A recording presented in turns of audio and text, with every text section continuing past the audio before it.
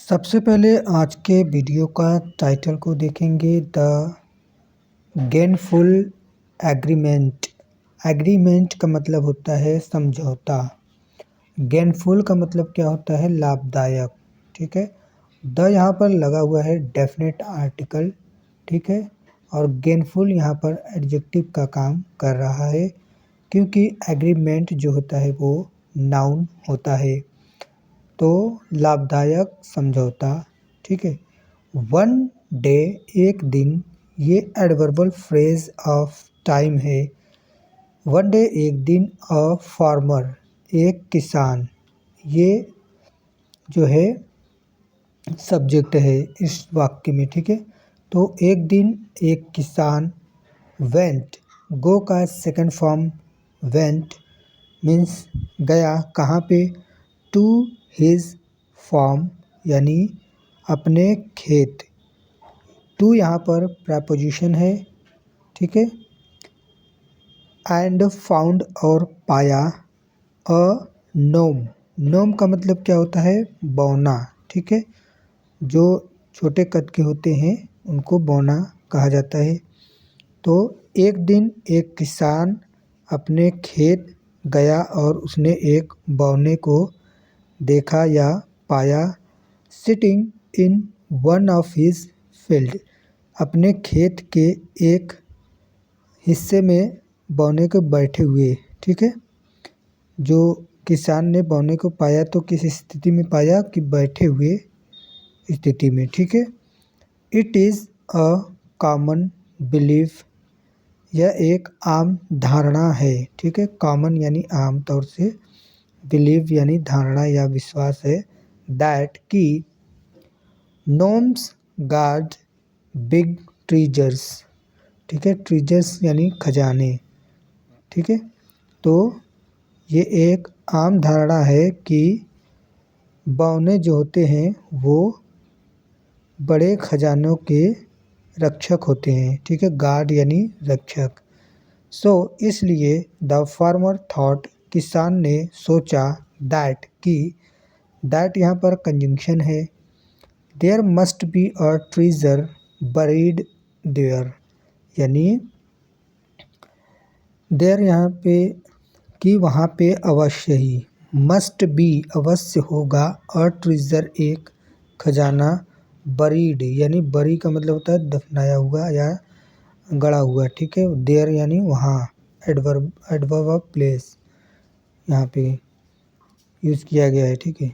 When the farmer asked the gnome about the treasure, जब किसान ने खजाने के बारे में नोम यानी बौने से पूछा, तो he said, उसने कहा, yes, हाँ, there is a rich treasure here, हाँ, यहाँ पर एक अनमोल खजाना है। यहाँ पर इस जो है प्रेजेंट सिंपल का स्ट्रक्चर यूज किया गया है। Present simple means is am are का इस्तेमाल करके नाउन या एडजेक्टिव के साथ जो सेंटेंस बनाया जाता है उसे प्रेजेंट सिंपल यानी प्रेजेंट का वर्ब टू बी फॉर्म होता है। ठीक है। देन उसके बाद it is all mine as it is in my field. Then तब इट इज़ ऑल माइन, तब ये सारा मेरा होगा या है। इट्स ऑल माइन, ये सारा मेरा है। एज क्योंकि, it is in my field क्योंकि यह मेरे खेत में है। ठीक है। सेड द फार्मर, किसान ने कहा, you can have it only if you give me half of what this field produces. पहले यहाँ तक समझेंगे। यू कैन हैव इट, तुम्हें यह मिल सकता है केवल तभी, इफ़ यदि, यू गिव मी, तुम मुझे दो, half of what this field produces, यानी इस खेत से जो भी उत्पन्न होगा उसका आधा हिस्सा। ठीक है। व्हाट दिस फील्ड प्रोड्यूसेस यानी जो यह खेत उत्पन्न करता है, ओवर द नेक्स्ट 2 ईयर्स यानी अगले 2 सालों में। सेड द नोम यानी बौने ने कहा। द फार्मर थॉट किसान ने सोचा, कुल्ली यानी शांति से, ठंडे दिमाग से, एंड देन और तब, अग्रीड यानी सहमत हो गया। अग्री का सेकंड फॉर्म पास्ट इंडेफिनिट का टेंस। टू शेयर यानी देने के लिए या बांटने के लिए। The produce in his own way यानी अपने तरीके से, उसे जो उसमें उत्पन्न होगा उसको अपने तरीके से उस बौने को आधा हिस्सा देने के लिए जो है वह किसान सहमत हो गया। ही सेड उसने कहा, यू विल गेट तुम पाओगे, the upper part of each plant living it's lower part for me. You will get यानी तुमको मिलेगा, द अपर पार्ट यानी ऊपरी हिस्सा, ऑफ ईच प्लांट यानी प्रत्येक पौधे का, लिविंग छोड़ते हुए या छोड़कर, इट्स लोअर पार्ट इसका निचला हिस्सा, फॉर मी मेरे लिए। यानी किसान उस बौने से कह रहा है कि तुमको इस शर्त पे दिया जाएगा कि जो फसल का ऊपरी हिस्सा रहेगा वो तुम्हें मिलेगा और उसका निचला हिस्सा जो है वो मुझे। The gnome at once agreed बौना जो था वो तुरंत, एट वंस का मतलब होता है तुरंत। तुरंत क्या हुआ, अग्रीड यानी सहमत हो गया। एज क्योंकि, ही थॉट उसने सोचा, दैट कि, द फ्रूट इज़ ऑलवेज यानी फल हमेशा, on the upper part of each plant यानी प्रत्येक पौधे के ऊपरी हिस्से पर होता है। ये बौना सोच रहा था कि जो भी फल लगता है तो पौधे के ऊपरी हिस्से पर ही लगता है, इसलिए बौना भी तुरंत जो है इस बात से सहमत हो गया। यहाँ पर इस स्टोरी के हिसाब से चित्र दिया गया है, आगे देखेंगे।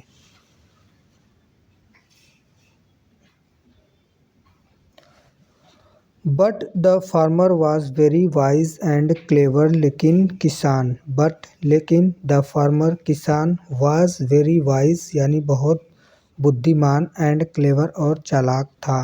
यहाँ पर टेंस यूज किया गया है पास्ट सिंपल का, जो है पास्ट सिंपल वाज या वर्ब का इस्तेमाल करके जो टेंस बनाया जाता है नाउन या एडजेक्टिव के साथ, उसको पास्ट सिंपल के कैटेगरी में रखते हैं।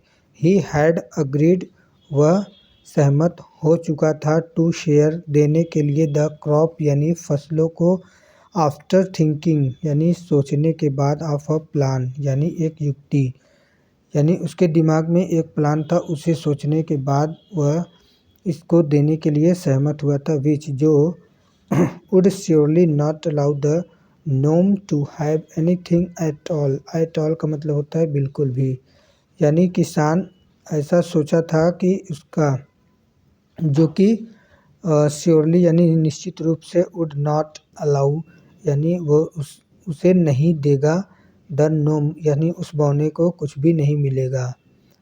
इस तरह से वह किसान सोचकर ही फैसला लिया था।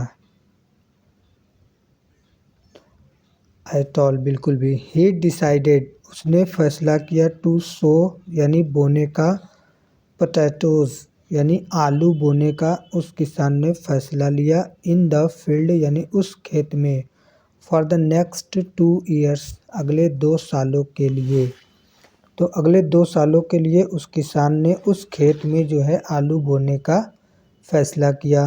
When the crop was ready जब फसल तैयार हो गया या जब फसल तैयार होने हो, when the crop was ready जब क्रॉप यानी फसल, वाज रेडी यानी तैयार था, the farmer called the gnome तो किसान ने बौने को बुलाया, to have his share of the crop यानी उसका जो है हिस्सा देने के लिए। The gnome was disappointed, disappointed का मतलब होता है निराश, ठीक है। द नोम वाज डिसअपॉइंटेड यानी बौना निराश या उदास हो गया, टू सी यानी देखकर, दैट की plants had nothing in their upper parts यानी यह देखकर उदास हो गया कि प्लांट्स यानी पौधों के पास हैड नथिंग यानी कुछ नहीं था इन देयर अपर पार्ट्स यानी उसके ऊपरी हिस्से में, यानी पौधे के ऊपर वाले हिस्से में कोई फल नहीं लगा हुआ था। इसलिए यह देखकर वो बौना निराश हो गया, क्योंकि आलू तो जड़ में ही लगता है, उसके निचले हिस्से में लगता है। किसान चालाक था, इसलिए उसने ऐसा किया। The gnome felt so humiliated. Humiliated का मतलब होता है अपमानित होना, ठीक है। द नोम यानी बौना, फेल्ट यानी महसूस किया या उसे लगा। फील का second form felt, past indefinite का tense. The gnome felt so humiliated यानी बौने को बहुत अपमानित महसूस हुआ, एंड डिफीटेड और पराजित भी, यानी अपमानित और पराजित महसूस हुआ उस बौने को। बाय द फार्मर्स प्लान यानी किसान के युक्ति से। दैट कि ही थॉट उसने सोचा, इट वाइज यह बुद्धिमानी है, टू रन अवे यानी चले जाना, फ्रॉम देयर यानी वहाँ से। देयर यहाँ पर एडवर्ब ऑफ प्लेस है। लिविंग यानी छोड़कर या छोड़ते हुए, यहाँ पर प्रेजेंट पार्टिसिपल का इस्तेमाल किया गया है। द ट्रेजर यानी खजाने को, अनगार्डेड यानी निगरानी न करके, ठीक है। तो उस बौने को बुद्धिमानी इस बात में लगा कि उस ट्रेजर यानी खजाने को वैसे ही छोड़कर यानी उसकी हिफाजत, उसका देखभाल न करते हुए उसको छोड़कर चले जाना ही उसको उचित लगा। द फार्मर फेल्ट यानी किसान ने महसूस किया, इन ओवरजॉयड, ठीक है, at the success of his tricky plan, यानी किसान को ओवरजॉयड यानी अच्छा लगा, मज़ा आया। एट द सक्सेस यानी उस सफलता पे, ऑफ हिज ट्रिकी प्लान अपने जो है ट्रिकी प्लान पर, ठीक है। ही लॉस्ट नो टाइम, उसने थोड़े ही देर में, in digging out the entire treasure. Digging का मतलब होता है खोदना, तो ही लॉस्ट नो टाइम, उसने समय न बिताते हुए, इन डिगिंग यानी खोदने में, डिगिंग आउट खोदने में, द एंटायर ट्रेजर यानी पूरे खजाने को, यानी जल्दी से उसने खजाने को खोदना शुरू किया। And brought it home safely, और ले आया। ब्रिंग का सेकंड फॉर्म ब्रॉट, ठीक है। इट यानी इसे यानी खजाने को, होम यानी घर पे, सेफली यानी सुरक्षित रूप से, हिफाजत से, ठीक है। ये था इस कहानी का स्टोरी। अब इसका मोरल क्या कह रहा है। इंटेलिजेंस यानी बुद्धिमानी, इज़ यानी है, अ यूज़फुल एक उपयोगी, गिफ्ट यानी उपहार, ऑफ गॉड यानी ईश्वर का। तो बुद्धिमानी ईश्वर का एक उपयोगी जो है, उपयोगी है, उपयोगी गिफ्ट यानी उपहार है। ये है इस कहानी का मोरल।